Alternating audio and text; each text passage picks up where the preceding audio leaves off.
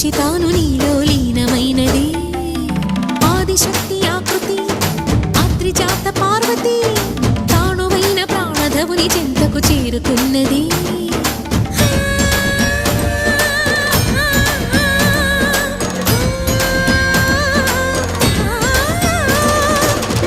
భువికి తరలించేలా ధరణి దివిని తలపించేలా